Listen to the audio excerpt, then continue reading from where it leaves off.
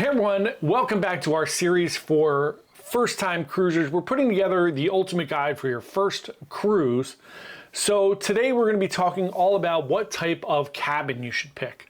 Again, if you are a first-time cruiser or you're looking to book your first cruise, we're trying to give you the best information possible so you can go in open eyes and know what you are in for. If you are a seasoned cruiser, you can always still find some little nuggets in here maybe that will be helpful for you to make a decision on your next cruise. So let's go get into it. Let's go.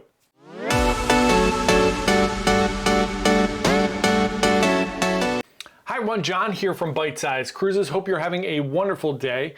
Today we're going to talk all about picking the right cabin for your first cruise.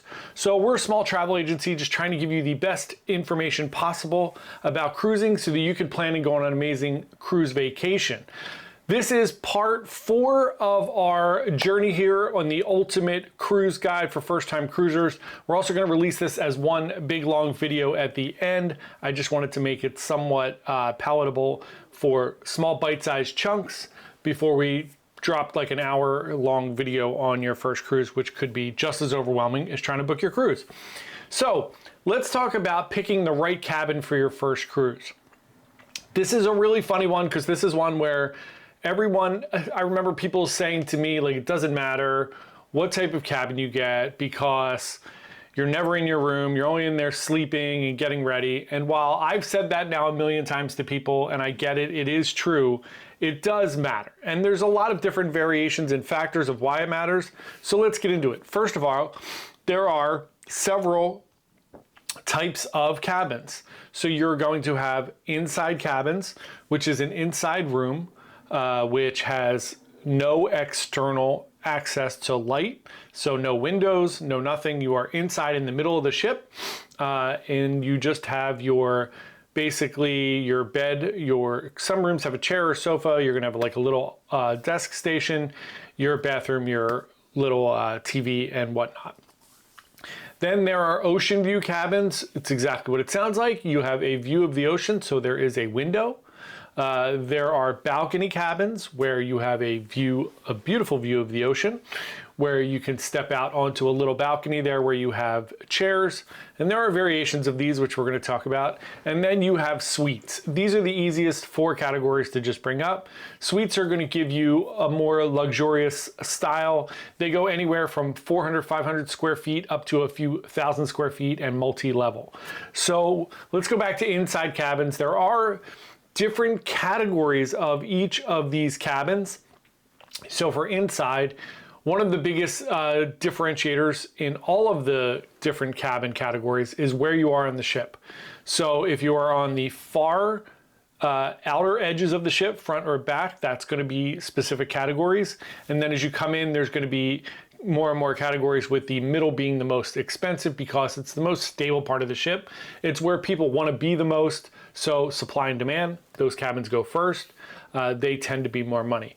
There are also variations now of solo inside cabins. So if you are a solo traveler and you're thinking about trying a cruise, there are many cruise lines now that have studio or solo cabins. So these are just smaller cabins that are made for one guest. If you are new to cruising, one thing you should keep in mind is that when you book a room, you're basically paying for double occupancy. So you're paying for 2 people. If you go as one person, you're going to find that it's only a few $100s less than 2, because basically you're just not paying the port fees and taxes for the second guest. So nowadays, a lot of people are solo traveling, so cruise lines like Norwegian, for instance, has really kind of stepped up to the plate. They have solo studio cabins, they have solo inside cabins, solo ocean view, solo balcony. So you can get solo cabins in all of those categories, and that allows you also to come and hang out in the studio lounge where solo guests can meet, hang out, have coffee, snacks, and different things. So you can have those type of inside cabins. There are inside cabins for 2 guests, 3 guests, 4 guests. The ones that have 3 or 4 guests sometimes have a pull-out bed. Sometimes they have Pullman beds, which look like little bunk beds that pop down from the ceiling for you to sleep in. And then, of course, there are all different kinds of variations if you go to different cruise lines. Some cruise lines like Royal Caribbean have a virtual balcony in your inside cabin where you basically have a big TV. that shows you outside of your cabin, if it were at the outside, what you would see and what you're seeing live out there. So the sun comes up, the sun goes down. It's kind of a cool experience. There are some promenade interior cabins where you have a view of the promenade instead of having a view of the ocean or something like that. So again, keep in mind, same thing with balcony. There are Central Park balconies as we get into the bigger Oasis class ships, boardwalk balconies, all different kinds of things that are maybe slightly different, but those are the 4 categories of cabins. And really the 2 most popular categories of cabins are inside and balcony, with balcony being by far the most booked cabins there are. If you look at any ship, especially your mass market ships, the majority of the ships are going to be balcony and inside cabins, just the way that it is. And nowadays there are very few ocean view cabins. They do book pretty quickly because some people do like that experience of having a window. So it is greatly up to you what you enjoy. I tend to enjoy going on a cruise in an inside cabin, and there are a few reasons for this. One, you get great sleep. It's very dark, and when I say very dark, it is pitch black in your room. So even during the day, you could run into your room, take a quick 30, 40-minute nap, and you are right as rain, and there's no sunlight, there's no nothing. So I enjoy that. The other reason I enjoy it is because it affords me the ability to cruise more. It's less expensive, so I can go on more trips. So that is my rationale for going in an inside cabin. Is it nice to have a balcony? It absolutely is. You could order room service to your room, sit outside and eat and watch as you sail away from the beautiful different ports. You can have coffee in the morning out there. You could sit out there late at night and just look up at the sky and look out at the ocean. It's amazing to have a balcony cabin. For me, I just prefer to be able to go on more trips. I can just go up to the deck if I want to hang out outside. It's not that much of an inconvenience for me. But it's a very personal decision and one that you should really think about. Are you trying to really stay within a budget? Inside's going to be the best for you because, again, it is fairly true. Especially if you have an inside cabin or an ocean view cabin, you're not in there very much. Now, I will say if you have a suite or a balcony, you might choose to spend more time in your room. So it might be for you just a better option. So those are just things that you should know about those different cabins. Obviously, suites, you could eat all your meals in a suite. You're going to have butler or concierge service. You could do a lot more in there. So you could have parties in there. You could have your friends, if you're traveling with a group of people, they can come and hang out in your room. You have a giant balcony, so everybody can hang out there. So there are a lot of reasons for picking these different things. Finally, I will tell you that picking the right location is going to be way more important than picking the right type of cabin. Because what you will find is if you pick the wrong location, it's going to be devastating. You might pick a location where you are right next to the elevator and stairs, and it might be a really popular area of the ship. So if you're on like deck 5 or 6 on Royal Caribbean, where you're right at the promenade there, and you're right at the end of the hallway, where people are getting on the elevators and the stairs, it might be crowded and loud all hours of the morning and night. You might hear the elevator dinging all night, which is a concern. The rooms on cruise ships are aluminum. They're just basically like slide-in little shells. So they are not the thickest walls. They're kind of paper thin. You could hear everything. So you do want that peace and quiet if at all possible. Also, you don't want to be obviously above or below the nightclub.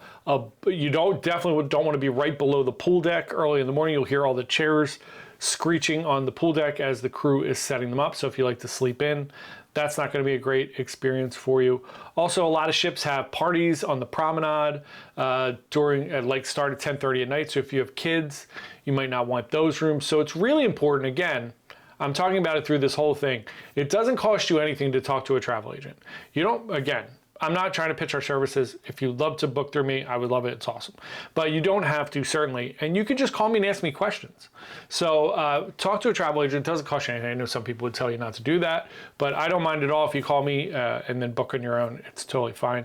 But that's what we're here for. We're here to answer your questions, to try to help you pick the right room, because some people maybe are sensitive to seasickness and they want to be closer to the middle of the ship, but they don't know that. And lower in the ship. And then maybe you have some type of disability where you'd prefer to be closer to something. Maybe you're not sure where everything is on the ship, but you want to be really close to the buffet or the dining room or the theater. Maybe you have kids, so you want to be close to the kids club. So this is a great reason to really kind of look at everything as a whole. Make sure you're in a good location. I always like to say rooms all around me, rooms above, rooms below, you're in a good spot. So that is that. It's another great reason not to pick a guaranteed cabin. If you pick a guaranteed cabin, you're going to save a little bit of money, which basically means when you go to look for your cruise, you will have tons of different options. And one of them that will come up is, do you want a guaranteed cabin? Which means the cruise ship will just assign you a cabin. They generally do this a few weeks before the cruise, but they can put you anywhere. And if everybody else is doing their due diligence and picking the best rooms, you know what you're going to get, right? So that's one of the reasons I don't like to do guaranteed cabins. And there are some issues with, if you pick a guaranteed cabin and the ship sells out, you might not get your cabin at all. It's very rare, but it does happen, and it is just something to think about. So these are just some different things you should think about when you're picking your cabin, when you're picking what kind of cabin, where it's going to be located, what you're interested in, what things you find where you would like to be located on the ship. I like to be fairly centrally located, so I like to be on the larger ships around deck 10, so that I can go quickly up or down to wherever I want to go. So it's all up to you what you think is best for you. But again, I recommend talking to a travel advisor and getting the best information from them. That is it for today. If you have any questions, please feel free to post them below, or feel free to shoot me an email at jp@bytesizecruises.com. Happy to help you on your journey so that you have an amazing first cruise and you fall in love with this great cruise life. Thanks everyone. If you found this valuable, we would love for you to like and subscribe to our channel. We put out a brand new video about cruising every single day. We do a live stream Wednesday evenings at 7 p.m. and we do a live cruise news every Sunday morning at 11 a.m. unless I'm traveling like I am this week. So thanks again so much. We really, really, really appreciate you watching our videos, and we will see you later. Happy cruising. Have a great day.